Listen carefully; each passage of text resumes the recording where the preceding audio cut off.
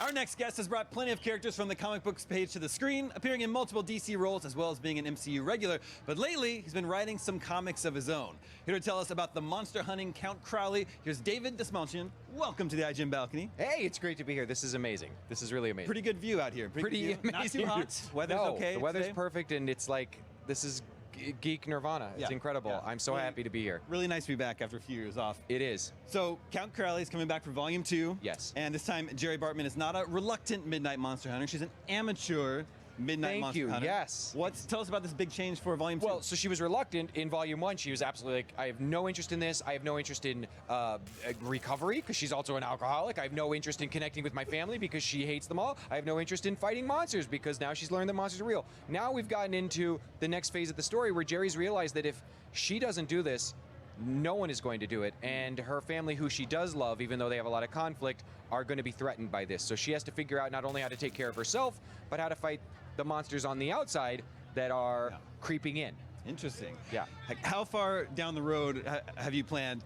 Is she eventually, is she going to be a master I see monster Jerry hunter? all the way going through mediocre monster hunter to master monster hunter to, you have to reinvent the monster hunter. She's going to have to retrain at some point. There's a whole lot of iterations, but what's most important, like us as human beings, every time you think you've learned everything there is to know about a certain subject, and whether that is how you believe things about your own mental health or politics or whatever, as soon as you're locked into something, like this is the only way this works, you're in danger. And Jerry's going to have to learn that lesson the hard way, because it's always about digging back in and learning new things about both herself and the way she can combat the forces that are working against her. Is there a main villain for Volume 2? For Volume 2, there's two main monsters, I will say. And this goes back to a theme that's really important to me. There are good monsters, there are bad monsters. I think that's true in real world, too. Some monsters we just want to destroy and throw away, and some we really need to invest in and go, is there some way we can bring you back? So there's a werewolf who happens to be in her AA group named Steven, who Jerry's going to try and figure out how to help cure, if that's even possible. There is a vampire, though, who has shown up, who doesn't seem very redeemable at this point in the story, at least. So we'll have to see what happens. But there's the main bad guy, her main villain at this point, is a very stunning vampire who's flown in from New York. What or who inspired this comic book? When I was a kid in Kansas, where I grew up, I used to watch the 𝖼𝖜𝖜 Friday Nightmare, which was like our late night horror host. And 𝖼𝖜𝖜 was this really funny, acerbic, tough woman who introduced me to some of my favorite monsters through the classic horror films. She was a huge inspiration on this, as were the women in my life who I've seen face real monsters in the real world. Sometimes the monsters that actually exist amongst us aren't the ones with hair all over their bodies or giant fangs or drooling. They are the people who abuse power in places like the workspace, just in general in society. And so I really took a lot of inspiration in seeing how people were battling both the demons outside of them and the ones within. For me personally, I'm 20 years now clean and sober. I was a heroin addict and an alcoholic, and I've got 20 years now. And that battle is something that I really wanted to infuse into this story, because to me, those are life and death circumstances that I can now use the metaphor of monsters to take to the next level. David, I am also from Kansas.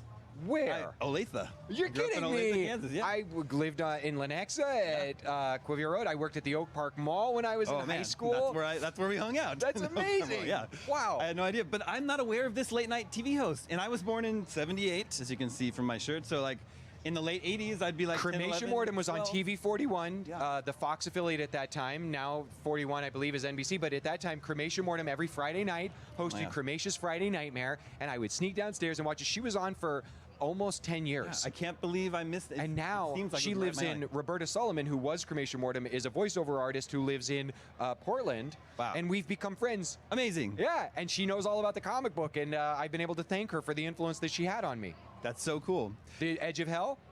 Oh yeah, That's it. The Kansas City haunted house situation is just off the hook. In fact, we should do a trip back to Casey. Every place I go in the world, no one can touch the Kansas City haunted houses. We got to go back, get some barbecue, and go to Clint's Comics. Yep. Which was, I got to go back and do a signing there for Count Crowley. They had all the Count Crowleys at Clint's, where I grew up buying comics.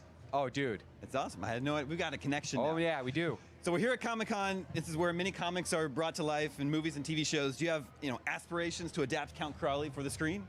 They say dream as big as you possibly can, right? I'm reaching for the stars with this story. I think that Jerry's Journey would make a really wonderful translation into something shot cinematically. There's so much kindred connective tissue between the way comic books work and the way film and television works. I dream of this. I'm putting it out there today with IGN. Energy, yeah. You heard it here. Yeah. In front of Comic-Con, San Diego, the world, and all of you watching. That's my dream and that's my hope. But if all I get to do is where we've gotten 2 volumes of a comic book that people can buy at a comic book shop, dude, I'm a kid from Kansas who has a comic book that's on the shelves of comic shops around the world. Like I'm very grateful. It's already very cool. It is. You've played many roles in comic book movies and shows, The Dark Knight, Ant-Man movies, The Flash, of course, Polka Dot Man, Polka Dot Man, Suicide yes. Squad. How has playing these roles helped you make your own comic book? It's because you know what? The times that it really works, the times that the director, the writer have created something that is really meaningful and really lands with their audience, and that ranges from all the incredible artists I've worked with, from Christopher Nolan to Peyton Reed to James Gunn and so many more. In adapting comic books, you can't just go, well, the flashy part of them is what's cool. The superpower is the thing that matters, because it's not. It's the story that's going on within. It's the character and their relationship to the other characters in the story and the journey that they're on. So without all of that, nobody really cares how flashy the pages might look. So I'm grateful that I've continued to learn that lesson from great storytellers like James and Nolan and Peyton and all these other amazing artists that I get to be influenced by.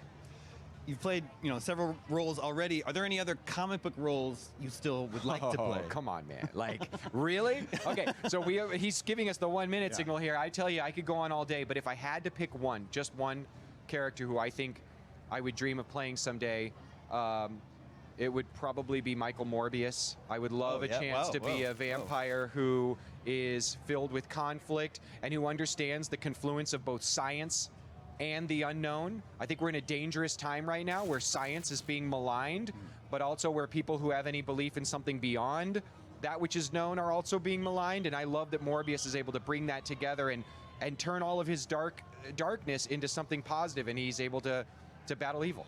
Well, David, I hope we get to see your version of Morbius someday. Thank you so much for coming by the IGN balcony here. Thanks, man. Count Crowley's 2nd volume is just wrapping up. You can find the newest issues at your local comic shop or your favorite comics app. Until then, stick with IGN for all your Comic-Con needs. Thanks for watching.